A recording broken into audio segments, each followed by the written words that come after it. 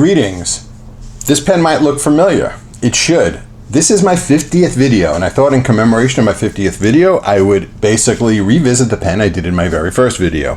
This, I urge you to check that video out if you like, and see, I think I've improved quite a bit on making these videos and learned quite a bit about what's good and bad in shooting fountain pen review videos. So hopefully this is a bit better than the first one, and maybe when I do my 100th video I'll revisit this pen yet again.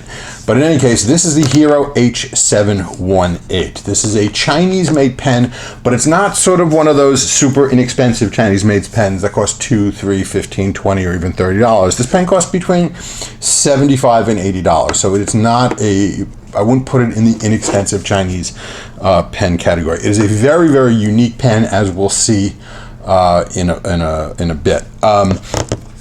If we look at the outside of the pen, around the cap, it does not have a cap band, but around the cap it has some Chinese characters, the Hero logo and the word Hero, and then it says H718 on the other side. It's got a very nice clip with a clip band and some knurling around above the between the finial and the clip band, with some sort of Greek style scroll work around the clip band, and on the top of the cap it's got the Hero logo.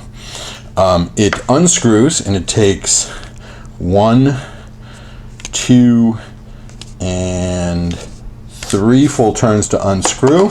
And then when you unscrew it, you will have a look of disappointment on your face if it's the first time, perhaps, because you do not see a nib. This is a retractable nib pen. So you turn this knob on the back and the nib extends, and then the nib retracts. It is meant to mimic an old-fashioned safety pen, but it is not an old-fashioned safety pen. If it was in fact a true old-fashioned safety pen, if I was to turn it around here, all the ink would run out, which it's not doing. So it's pretty much a conventional pen. It has a captive converter fill mechanism inside, and the way you fill it is by extending the nib, pulling out this knob here. That will engage the captive converter mechanism, and then you can twist to fill like you would any converter. This pen stylistically is very similar to a Mont Blanc Bohème. So ignore the size for a minute. As you can see, it is styled somewhat similar, and the Mont Blanc Bohème is also a retractable nib pen that mimics a safety pen, but it is also not a safety pen. So if you want a pen like this, this is considerably cheaper by about an order of magnitude than a Mont Blanc Bohème, so might be a good way to go. It is not a light pen. It is mostly all metal. It weighs 62 grams.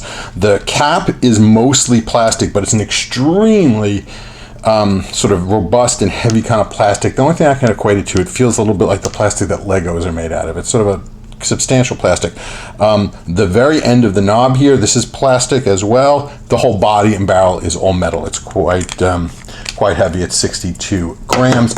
Not a huge pen size-wise. Here it is compared to a Lamy Safari and a Pilot Metropolitan.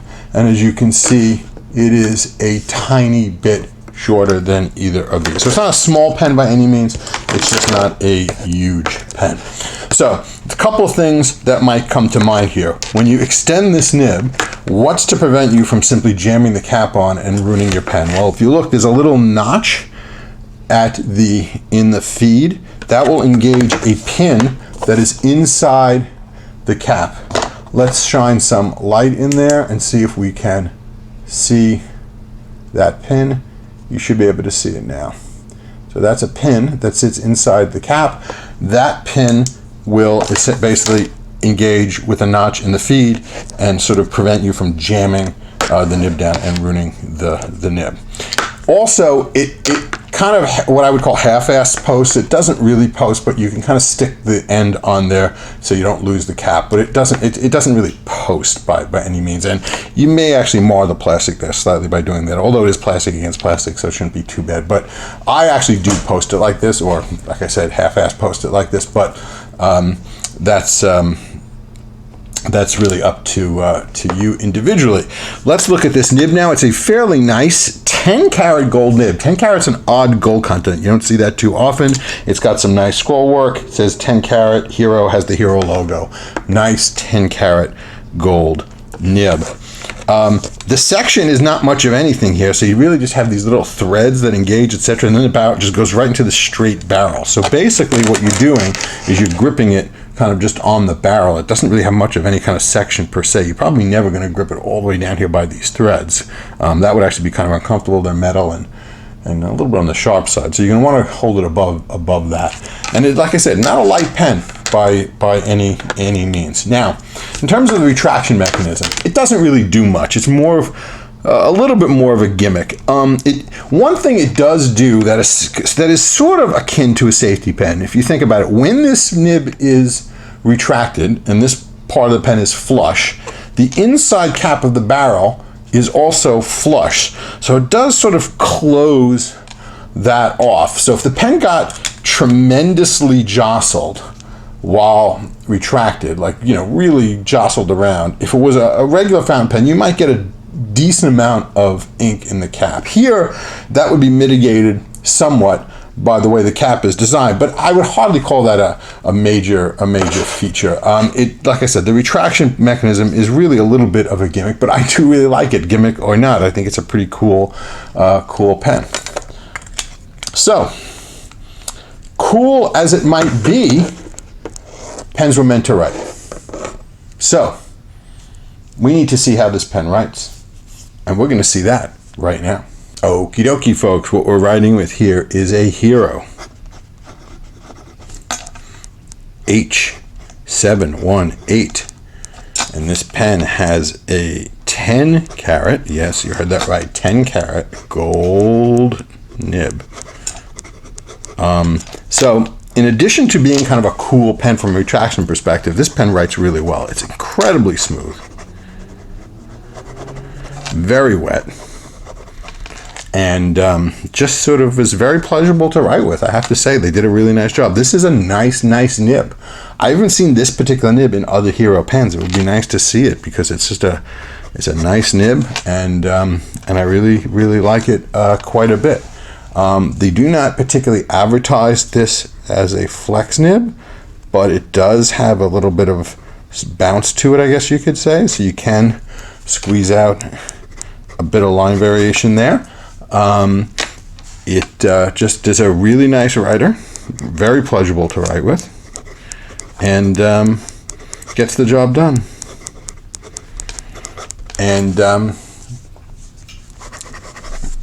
like it quite a bit. This pen is a winner. When I first did my very first video, I picked this pen because at the time I did it, there were very few videos online about this pen because it does not seem to be a huge selling, very popular pen. But I really like it a lot. And if you see one of these and get a good deal on it, I would pick one up. Very nice pen. Recommend it a lot. So that's the pen. Shall we talk about this ink a bit? I guess we should. This ink is Noodler's Heart of Darkness.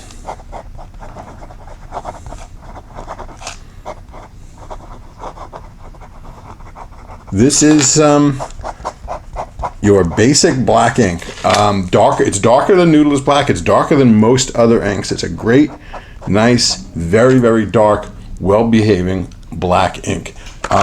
One of the nicest features of this ink, frankly, is the economy of it. It comes in these very large 4.5 ounce bottles with an eyedropper, and you get a free sort of cheap pen with this as well.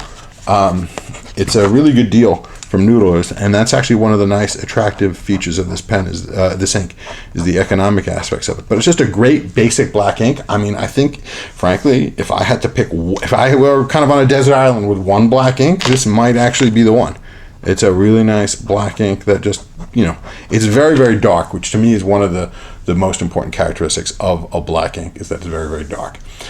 Here's the issue though. It comes in this bottle, as I showed you, that's sort of an eyedropper filled bottle that you really can't get a pen into this bottle. So you need to fill it, unless it's an eyedropper pen, you really need to fill it in a different way. So a couple of ways about this. One, you can get yourself one of these things. This is an Ink Miser inkwell. The idea is you put the ink in here with the eyedropper and then dip your pen in and fill it from here.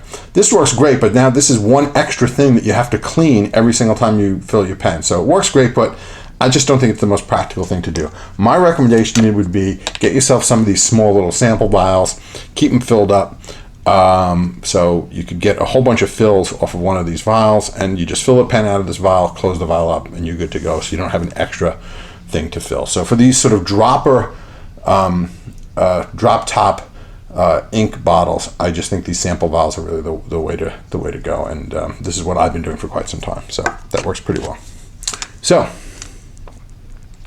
that, I think, is the story with our Hero H718. I think that might do it for this video, believe it or not. So I guess it's time to say goodbye. As always, if you like this video, please, please, please subscribe. If you don't like the video, please leave me a comment and tell me why. I would love to hear it. And for those of you who've been regular viewers over the last 50 videos, thank you so, so much for watching. I hope I've kind of upped my game each and every video, and I intend to do so as we keep going on this endeavor. And I wish you all the best of luck in the future. See you later. Bye-bye.